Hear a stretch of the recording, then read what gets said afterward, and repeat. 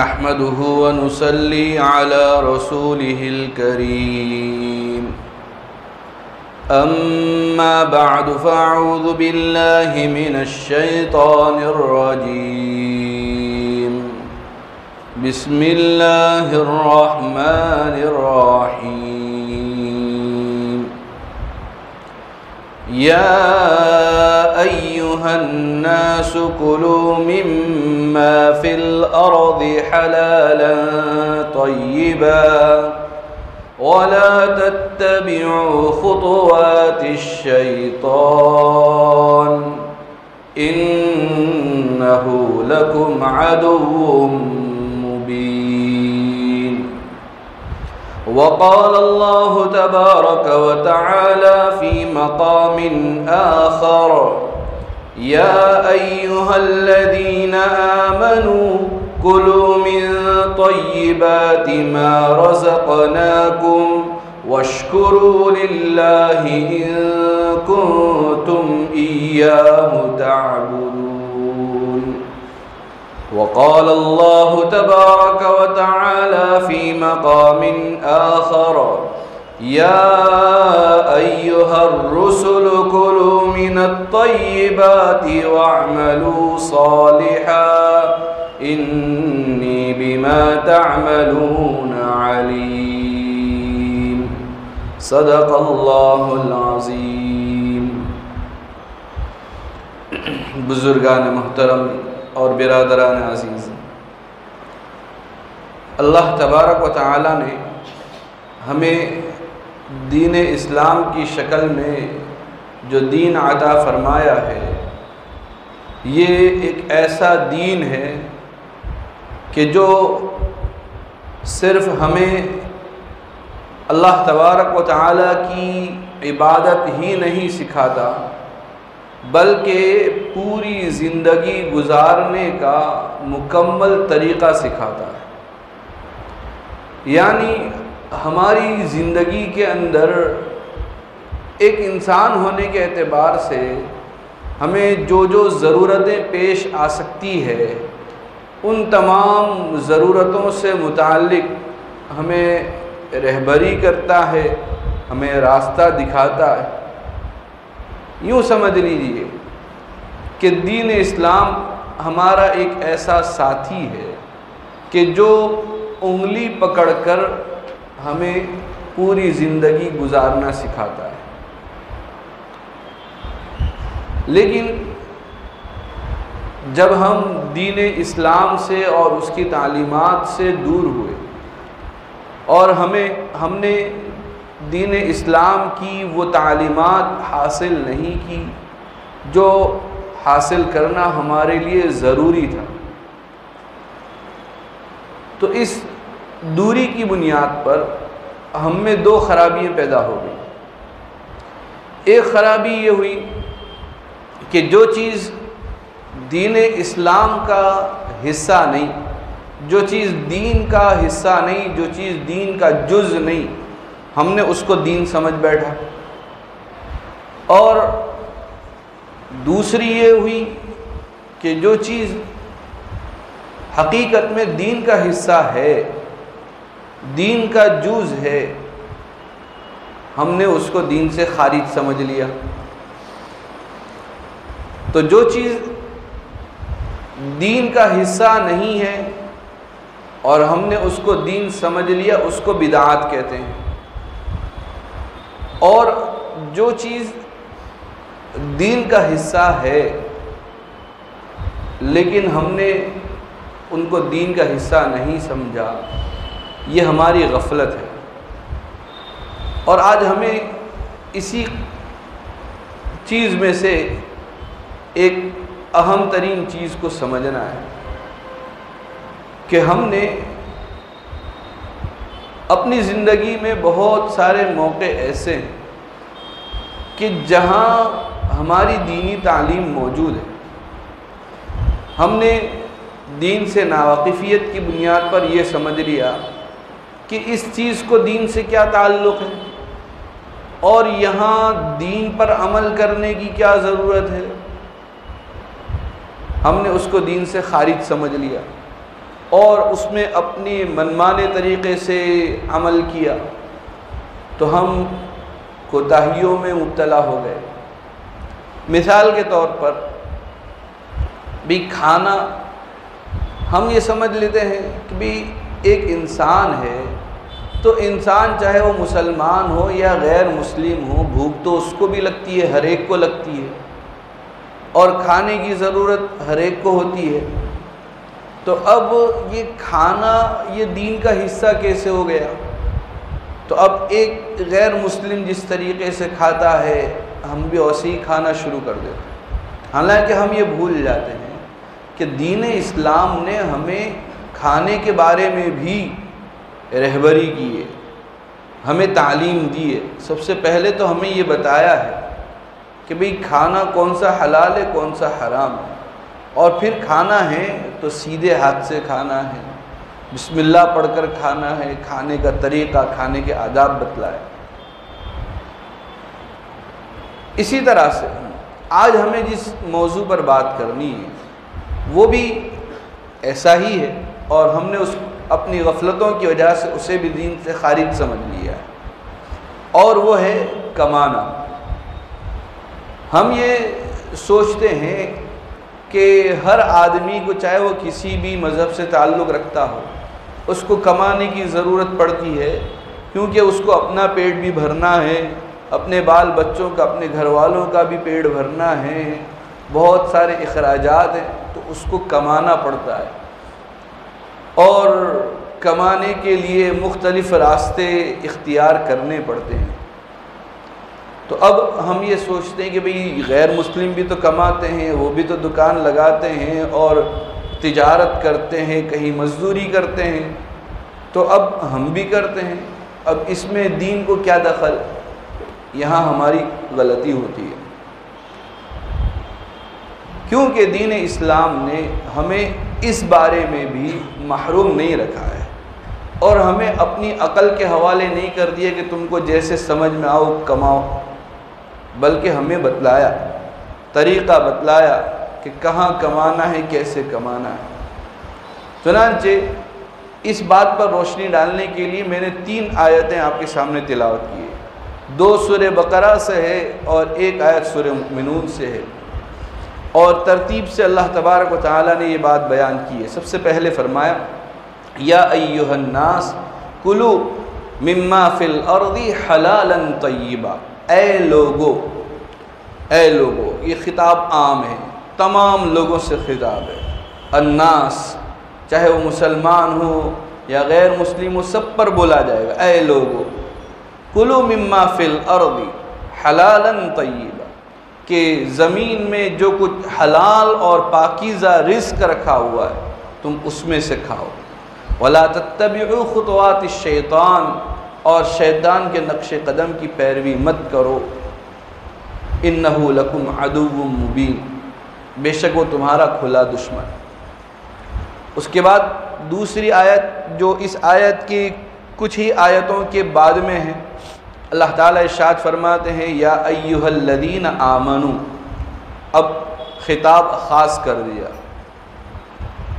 اے وہ لوگو جو ایمان لائے، اپنے خاص بندوں سے خطاب، ایمان والے بندوں سے خطاب، یا ایھا الذین آمنوا کلوا من طیبات ما رزقناکم، کہ جو ہم نے تمہیں پاکیزہ رزق عطا کیا ہے اس میں سے کھاؤ، واشکروا للہ ان کنتم ایاہ تعبدون، اور اللہ تعالیٰ کا شکر ادا کرو اگر تم اسی کی عبادت کرنے والے ہو۔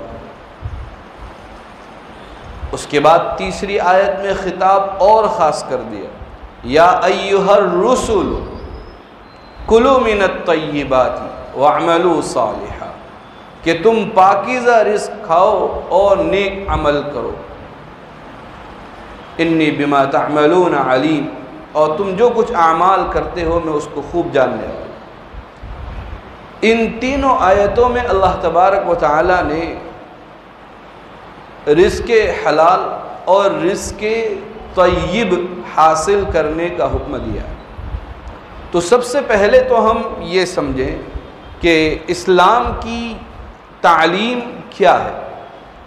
اسلام میں رہبانیت نہیں ہے۔ آپ نے عیسائیوں میں اور اسی طرح سے ہندوؤں میں ایک طبقہ وہ دیکھا ہے کہ جو کمانے کو برا سمجھتا ہے۔ عیسائیوں کے اندر آج بھی یہ لوگ موجود ہیں، اور کسی زمانے میں یہ بہت کھل کر کہ یہ لوگ زندگی سے بالکل کٹ جاتے تھے، اور شادی بھی نہیں، بیوی بچے بھی نہیں، جنگل میں چلے گئے، کسی گرجا گھر میں چلے گئے، اور وہیں پر رہ کر جو ہے وہ اپنی زندگی گزارتے۔ حالانکہ اللہ تبارک و تعالی نے جب عیسائی مذہب حق پر تھا اس وقت بھی یہ چیز ان پر فرض نہیں کی تھی۔ اللہ تعالیٰ خود اس کے بارے میں قرآن فرماتے ہیں ما کتبناها علیہم، کہ ہم نے یہ چیز ان پر فرض نہیں کی تھی، بلکہ یہ چیز انہوں نے خود گڑھ لی تھی۔ اور وہ لوگ جو کچھ جنگل سے مل گیا کھا لیا، یا کسی سے مانگ لیا کھا لیا۔ اسی طرح سے آپ دوسرے مذاہب میں بھی دیکھ لیجئے کہ باقاعدہ اس کو ایک بہت بڑی قربانی سمجھا جاتا ہے کہ آدمی جو ہے وہ سماجک زندگی چھوڑ دے اور جو ہے وہ اس زندگی سے الگ ہو کر اللہ کی عبادت کے لیے خاص ہو جائے۔ وہ اپنے مذاہب کے اعتبار سے اپنے مذہب کی عبادت کے لیے اپنی اس سماجک زندگی کو قربان کر دینے کو بہت کمال سمجھتے ہیں۔ اسلام نے اس کی تعلیم نہیں دی بلکہ اس سے روکا ہے، اور کمال یہ بتلایا کہ اس زندگی میں رہ کر اور یہاں کی ساری ذمہ داریوں کو اٹھا کر پھر اللہ کی عبادت کرنا یہ کمال ہے۔ اسی لیے ایک چند صحابی، مسلم شریف کی روایت میں ہے، چند صحابہ کرام یہ بات دل میں آئی کہ نبی کریم صلی اللہ علیہ وسلم کی جو ظاہری زندگی ہے وہ تو ہمارے سامنے ہے، لیکن خانگی زندگی، گھر میں جانے کے بعد کی زندگی ہمیں معلوم نہیں ہے۔ ہو سکتا ہے کہ وہ گھر میں جانے کے بعد خوب عبادات ریاضات کرتے ہوں گے، تو چلو ہم جا کر ازواج مطہرات سے معلوم کرتے ہیں، اور پھر جو پتہ چل جائے ہم بھی اس پر عمل کریں گے۔ چنانچہ چند صحابہ کرام تقریباً 3 تھے، وہ پہنچ گئے ازواج مطہرات کے پاس اور ان سے پوچھا کہ بھئی رسول اللہ صلی اللہ علیہ وسلم جو ہے وہ گھر میں آنے کے بعد کیا کرتے ہیں؟ وہ سوچ رہے ہوں گے کہ ازواج مطہرات بتائیں گی کہ اتنی نفل پڑھتے ہیں اور اتنی تسبیحات پڑھتے ہیں اور یہ کرتے ہیں وہ کرتے ہیں، لمبی چوڑی لسٹ اور فہرست مل جائے گی۔ لیکن ان ازواج مطہرات نے تو ایسا کچھ نہیں بتلایا، بلکہ یہ بتلایا کہ وہ تو آ کر ہمیں گھر کے کام میں مدد بھی کرتے ہیں اور بس اپنے گھر والوں کے حقوق ادا کرتے ہیں۔ تو جو کچھ عمل بتلایا ان صحابہ کرام نے اس کو کم سمجھا، اور پھر خود ہی جو ہے اس کی تعویل کر لی کہ رسول اللہ صلی اللہ علیہ وسلم کو تو کیا ضرورت ہے اتنے زیادہ نوافل کی، کیونکہ اللہ نے ان کے اگلے پچھلے تمام گناہوں کو تو معاف کر رکھا ہے، اور ہمارے ساتھ تو ایسا معاملہ نہیں ہے۔ تو اب ہر صحابی جو ہے وہ اپنے لیے ایک الگ عہد کر رہا ہے۔ ایک کہہ رہا ہے کہ اب میں زندگی بھر نکاح نہیں کروں گا اور پوری زندگی اللہ کی عبادت میں گزاروں گا۔ دوسرا کہہ رہا ہے کہ میں رات بھر سوؤں گا نہیں، جاگ کر اللہ کی عبادت کروں گا۔ تیسرا کہہ رہا ہے کہ میں گوشت نہیں کھاؤں گا، وغیرہ وغیرہ۔ نبی کریم صلی اللہ علیہ وسلم اس وقت موجود نہیں تھے۔ آپ جب تشریف لائے، ازواج مطہرات نے واقعہ بتلایا کہ اس طرح سے کچھ لوگ آئے تھے اور اس طرح سے ہم سے پوچھا، ہم نے جواب دیا، تو آپس میں ایسی گفتگو کر کے گئے ہیں۔ نبی کریم صلی اللہ علیہ وسلم فوراً مسجد میں تشریف لائے، صحابہ کرام کو جمع کیا اور فرمایا کہ چند لوگ اس طرح کی بات کر رہے ہیں۔ آپ نے ناپسند کیا، ناراضگی کا اظہار کیا اور فرمایا کہ دیکھو میں تمہارے درمیان رہتا ہوں، وَأَتَزَوَّجُ النِّسَاءَ، میں نے عورتوں سے نکاح بھی کیا ہے، اور میں روزہ بھی رکھتا ہوں اور افطار بھی کرتا ہوں، یعنی کسی دن روزہ بھی رکھتا ہوں اور کسی دن جو ہے وہ کھانا بھی کھاتا ہوں۔ تو بس یہ کیسے کہہ لینا کہ ہم کبھی نہیں کھائیں گے؟ اور فرمایا کہ میں رات میں قیام بھی کرتا ہوں اور رات میں سوتا بھی ہوں۔ اور پھر آپ نے فرمایا فمن رغب عن سنتی فلیس منی۔ یہ جو نکاح کے موقع پر ہم یہ ٹکڑا سنتے وہ اصل اس موقع کا ہے کہ آپ نے ان صحابہ کرام کی ان گفتگو سے ناراض ہو کر یہ بات کہی تھی کہ جس نے میری سنت سے منہ موڑا وہ میری جماعت میں سے نہیں ہے۔ میں اس حدیث کے ذریعے سے یہ بتلانا چاہتا ہوں کہ اسلام نے ہمیں یہ تعلیم نہیں دی ہے کہ ہم اس زندگی سے جو ہے وہ بالکل الگ تھلگ ہو کر اپنی زندگی جو ہے وہ گزاریں، بلکہ اسلام نے یہ تعلیم دی ہے کہ اس دنیا میں رہ کر اور یہاں کی ساری ذمہ داریوں کو اٹھا کر پھر اللہ تبارک و تعالیٰ کی عبادت کرنا یہ اصل کمال کی چیز ہے۔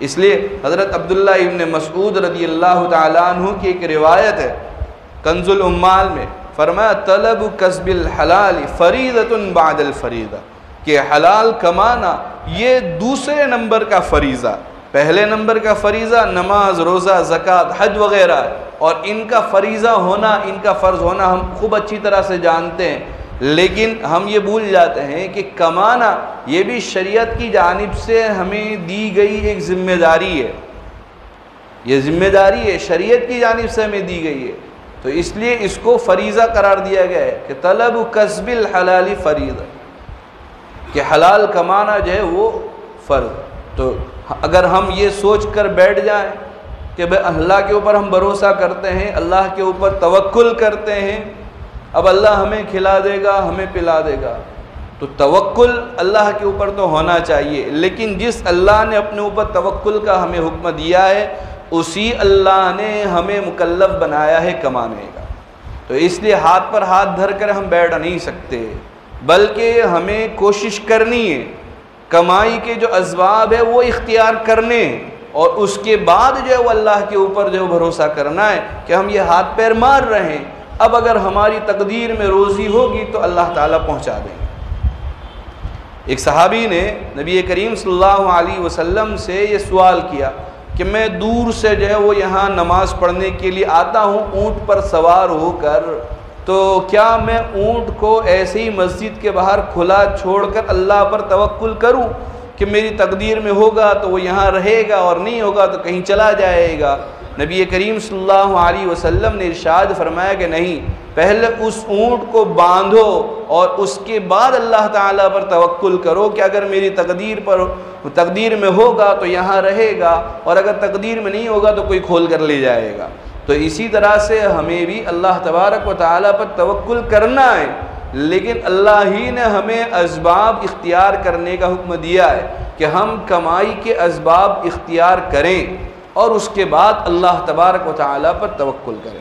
تو پہلی چیز ہوئی کہ مطلق کمانا یہ شرعاً ہماری ذمہ داری ہے، اور یہ بھی جو ہے وہ ہمارے دین کی اہم ترین تعلیم ہے جس کا ہم انکار نہیں کر سکتے۔ اگر کوئی یہ کہے کہ بھی کمانا یہ جو ہے وہ دین کی تقاضے کے خلاف ہے، یا کمانے کی وجہ سے دین کی دوسری بہت ساری ذمہ داریاں پوری نہیں ہو پاتی، یہ غلط بات ہے۔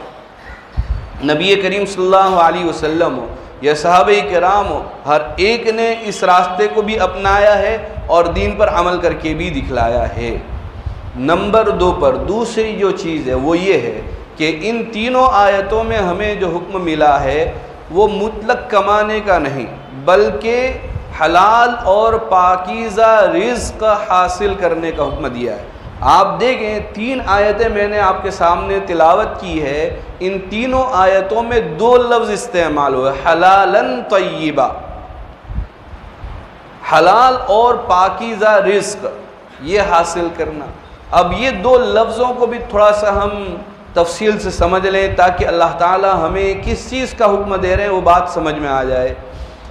پہلا لفظ ہے حلال، تو حلال کمائی یہ ایک الگ چیز ہے، اور طیب پاکیزہ کمائی یہ الگ چیز ہے۔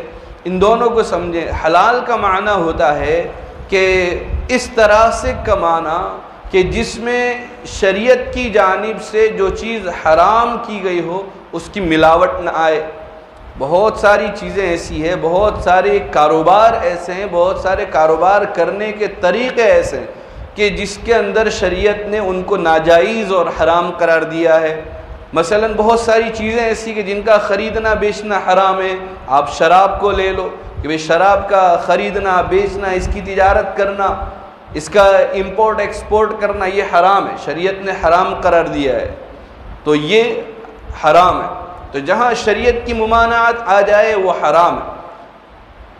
اور دوسرے نمبر پر ہے طیب، اور طیب کا ہم ترجمہ کرتے ہیں پاکیزہ۔ حالانکہ حقیقت یہ ہے کہ اس لفظ کے ذریعے سے طیب کا صحیح ترجمہ نہیں ہو سکتا۔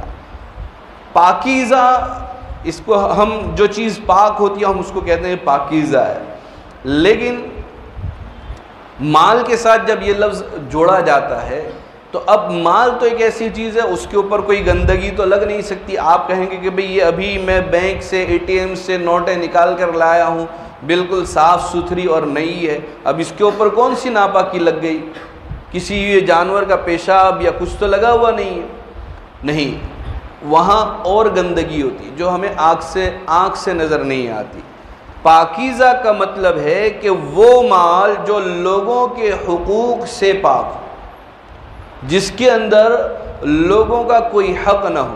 آپ نے دکان کرانے کی کھول رکھی ہے اور بالکل حلال طریقے سے کاروبار کر رہے ہیں، تو یہ آپ کا مال جو ہے وہ حلال ہے۔ لیکن اگر آپ نے کسی گاہک کو دھوکہ دیا ہے، جھوٹ بولا ہے، تو اگرچہ کمائی تو حلال ہے لیکن وہ پاکیزہ نہیں ہے۔ یا اسی طرح سے باپ کی دکان ہے اور بیٹا باپ کے مرنے کے بعد اپنے باپ کی دکان کے اوپر قبضہ کر لیتا ہے اور کاروبار کرتا ہے اور میراث تقسیم نہیں کرتا، اپنے دوسرے بھائیوں کو، اپنی بہنوں کو باپ کی میراث میں سے حصہ نہیں دیتا، تو اگرچہ وہ یہ کہتا ہو کہ میرا کاروبار 100% حلال ہے لیکن وہ پاکیزہ نہیں ہے، جب تک کہ اپنے دوسرے بھائیوں کا اور اپنی بہنوں کا اس میں سے میراث کا حصہ نہیں دے گا، وہاں تک وہ مال ناپاک کہا جائے گا، وہ پاکیزہ نہیں کہا جائے گا۔ قرآن کریم کہتا ہے کہ حلال اور پاکیزہ کمائی، تو ہمیں حکم جو دیا گیا ہے وہ حلال کمائی کا بھی ہے اور پاکیزہ کمائی کا بھی ہے۔ اور آیت کریمہ 3 آیتیں پیش کی اور اللہ تبارک و تعالیٰ نے تینوں آیتوں میں ان دونوں چیزوں کے اوپر کوئی نہ کوئی فائدہ ضرور بیان کیا ہے۔ آپ غور کریں، پہلی آیت تلاوت کی تھی کہ یا ایھا الناس کلوا مما فی الارض حلالا طیبا ولا تتبعوا خطوات الشیطان، کہ شیطان کے نقش قدم کی پیروی مت کرو۔ معلوم ہوا کہ جو آدمی حلال اور پاکیزہ کمائی حاصل کرتا ہے اور اس کے پیٹ میں حلال اور پاکیزہ کمائی پہنچتی ہے تو اب وہ شیطان کی پیروی کرنے سے دور ہو جاتا ہے، اور جس کے پیٹ میں حرام اور ناپاک کمائی پہنچتی ہے تو وہ شیطان کے نقش قدم کی پیروی کرنے لگ جاتا ہے۔ تو معلوم ہوا کہ حلال اور پاکیزہ کمائی کا پہلا فائدہ کہ ہم گناہوں سے بچتے ہیں، اس لیے کہ شیطان کی پیروی یہ گناہ کے علاوہ اور کوئی چیز نہیں ہو سکتی۔ اور دوسری آیت پر غور کریں، بڑا زبردست فائدہ بیان کیا ہے، یا ایھا الذین آمنوا کلوا من طیبات ما رزقناکم واشکروا للہ ان کنتم ایاہ تعبدون۔ اللہ تعالیٰ فرماتے اے ایمان والو، جو ہم نے تمہیں پاکیزہ رزق عطا کیا ہے اس سے کھاؤ، واشکروا للہ، اور اللہ کا شکر ادا کرو۔ معلوم ہوا کہ اگر آدمی حلال اور پاکیزہ رزق حاصل کرتا ہے تو اس پر وہ اللہ تعالیٰ کا شکر ادا کر پائے گا۔ اگر وہ حرام کمائی اور ناپاک کمائی حاصل کرتا ہے تو اللہ کا شکر ادا نہیں کر پائے گا۔ اور شکر ادا کرنے کا مطلب یہ نہیں ہے کہ ہم صرف ہاتھ اٹھا کر اللہ سے دعا کریں اللہ تیرا بہت بڑا احسان ہے، تیرا بہت شکر ہے کہ تو نے ہمیں یہ کمائی عطا فرمائی، یہ مال عطا فرما دیا۔ نہیں، شکر کا معنی علماء نے یہ لکھا ہے کہ اللہ کی دی ہوئی نعمتوں کو اللہ کے جائز کیے ہوئے راستے میں خرچ کرنا یہ شکر ہے۔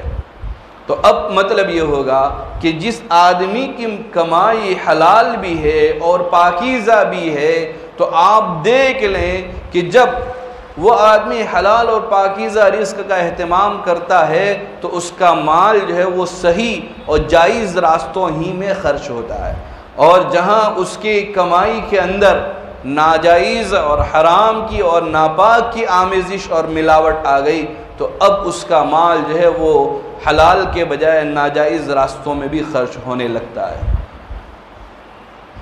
اس پر میرے والد صاحب رحمۃ اللہ علیہ جو ہے وہ ایک واقعہ سناتے تھے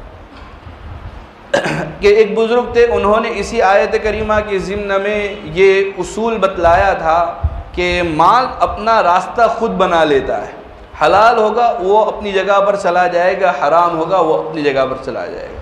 تو ان کے مرید صاحب کو یہ بات کچھ ہضم نہیں ہو رہی تھی، تو انہوں نے اعتراض کیا تھا، تو کہا کہ جب موقع آئے گا ہم آپ کو سمجھا دیں گے۔ اب ایک مرتبہ بیٹھے ہوئے ہیں اور باہر جو ہے مرید بیٹھے ہوئے ہیں، تشریف لائے اور کہا جو اعتراض کرنے والے تھے کہ یہ 1 روپیہ لو، باہر جاؤ اور پہلے نمبر پر جو آدمی مل جائے اس کو یہ دے دینا۔ مرید کو تعجب ہوا، لیکن چونکہ شیخ صاحب نے کہا ہے ٹھیک ہے، چلے گئے اور جا کر جو ہے وہ پہلی جس آدمی سے ملاقات ہوئی، حالانکہ وہ ظاہر میں خوب اچھا لگ رہا تھا اور مالدار لگ رہا تھا، لیکن اس کو دے دیا۔ اور چونکہ شیخ صاحب نے کہا تھا کہ وہ دینے کے بعد اس کا پیچھا کرنا، دیکھنا کہ وہ کیا کرتا ہے، تو وہ پیچھے ہو گئے۔ اب دیکھ رہے ہیں کہ وہ روپیہ لے لیا، اس نے جیب میں رکھا اور چلا جا رہا ہے۔ اب آگے چل کر جو ہے وہ کوڑا دان آیا جہاں لوگ کچرا ڈالتے ہیں، تو اس نے اپنے جیب میں سے کوئی چیز نکال کر ڈال دی۔ اب اس آدمی نے دیکھا، اس مرید نے دیکھا کہ بھئی کیا ڈالا ہے، تو دیکھا کہ کوئی مرا ہوا پرندہ تھا وہ ڈالا ہے، اور پھر اس آدمی کے پیچھے ہو گیا۔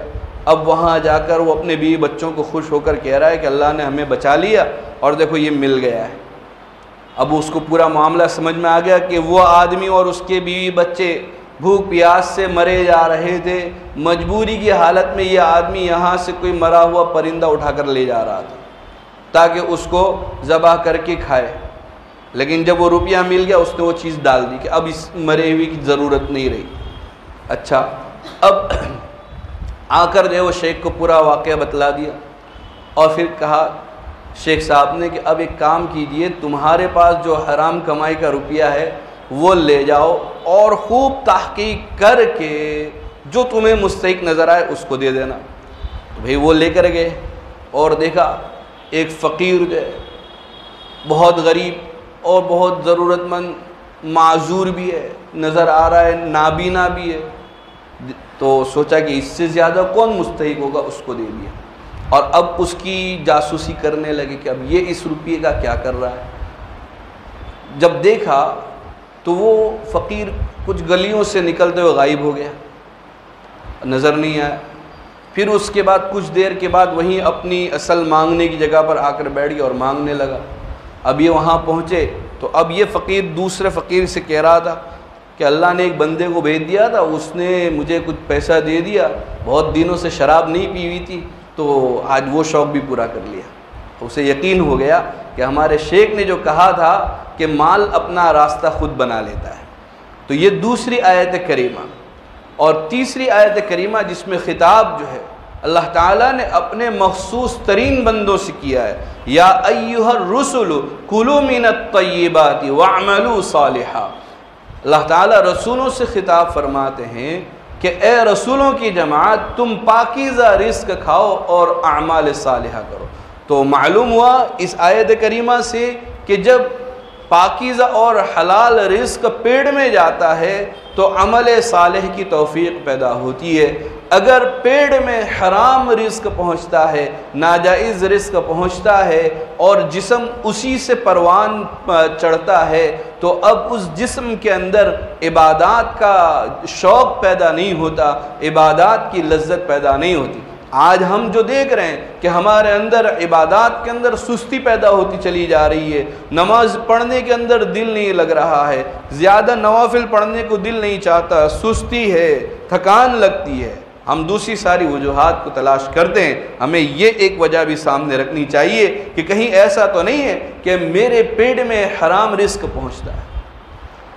بہرحال اللہ تبارک و تعالیٰ نے ہمیں جو حکم دیا ہے حلال اور پاکیزہ رزق حاصل کرنے کا، اور یہ جیسا کہ میں نے شروع میں بیان کیا، انبیاء علیہم السلام کا شیوا رہا ہے۔ تمام انبیاء علیہم السلام نے حلال اور پاکیزہ رزق حاصل کرنے کے ذرائع اپنائے، کمانے کے ذرائع اپنائے۔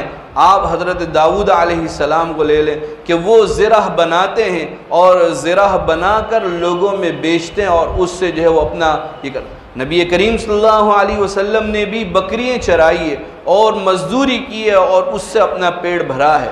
اور صحابہ کرام کو دیکھیں تو صحابہ کرام میں بھی آپ کو یہ چیز مل جائے گی کہ کوئی صحابی جو ہے وہ مزدور ہے، کوئی تجارت کرنے والا ہے اور تجارت کر کے جو ہے وہ اپنے پیٹوں کو بھرتے ہیں۔ نبی کریم صلی اللہ علیہ وسلم نے صحابہ کرام کی تربیت اس طرح سے کی۔ چنانچہ نسائی شریف میں ایک روایت، مشہور روایت، کہ ایک آدمی نبی کریم صلی اللہ علیہ وسلم کے پاس آیا اور درخواست کی کہ مجھے کچھ مال دیا جائے، میرے گھر پر جو ہے وہ بچے بھوکے پیاسے ہیں۔ آپ نے فرمایا کہ گھر پر کیا ہے؟ تو کہا کہ ایک ٹاٹ ہے اور اس ٹاٹ ہی کو ہم اوڑھ لیتے ہیں اور بچھا بھی لیتے ہیں۔ آپ نے فرمایا کہ لے کر آ جاؤ۔ وہ لے کر آ گئے۔ نبی کریم صلی اللہ علیہ وسلم نے اس کی نیلامی کی، بولی لگائی۔ جن صحابی نے 2 درہم میں اس کو مانگا، ان کے ہاتھ اس کو بیچ دیا اور وہ 2 درہم لے کر 1 درہم ان صحابی کو عطا کیے کہ جاؤ اس سے اپنے گھر والوں کے لیے کچھ کھانے کا بندوبست کرو، اور 1 درہم سے کلہاڑی خرید کر لاؤ۔ کلہاڑی خرید کر لائے، آپ نے اپنے ہاتھ سے اس میں دستہ فیٹ کیا اور فرمایا کہ اب جاؤ جنگل جا کر لکڑیاں کاٹو اور شہر میں لا کر اس کو بیچو، 15 دن تک میرے پاس مت آنا، 15 دن کے بعد آؤ۔ 15 دن کے بعد جب آئے تو کہا کہ یا رسول اللہ میرے پاس تو اب کچھ مال ہو چکا ہے۔ نبی کریم صلی اللہ علیہ وسلم نے اس موقع پر فرمایا کہ یہ حالت تمہاری بہتر ہے یا وہ حالت کہ جب میدان محشر میں تم آتے تو تمہاری پیشانی پر اس سوال کی وجہ سے اور اس دست درازی کی وجہ سے کالا نقطہ لگا ہوا ہوتا۔ تو معلوم ہوا کہ یہ ہماری شرعی ذمہ داری ہے کہ ہم حلال کمائی کا، پاکیزہ کمائی کا اہتمام کریں اور یہ کوشش کریں کہ ہماری مکمل طور پر کمائی جو ہے وہ حلال ہونی چاہیے۔ 2 حدیثیں سنا کر آپ کو بات ختم کرتا ہوں۔ حلال کمائی اور تجارت کے اندر صحیح طریقے سے، اسلامی طریقے سے تجارت کرنے والوں کی فضیلت بھی ہے، اور جہاں اس نے شریعت کی تعلیم کو چھوڑ کر تجارت کی ہے تو اس کے لیے وعید بھی ہے۔ ترمذی شریف میں دونوں ہی روایتیں موجود ہیں۔ ایک روایت نبی کریم صلی اللہ علیہ وسلم ارشاد فرماتے ہیں التاجر الصدوق الامین مع النبیین والصدیقین والشہداء، کہ جو امانت دار اور سچا تاجر ہوگا قیامت کے دن وہ انبیاء، صدیقین اور شہداء کے ساتھ ہوگا۔ کتنی بڑی فضیلت ہے۔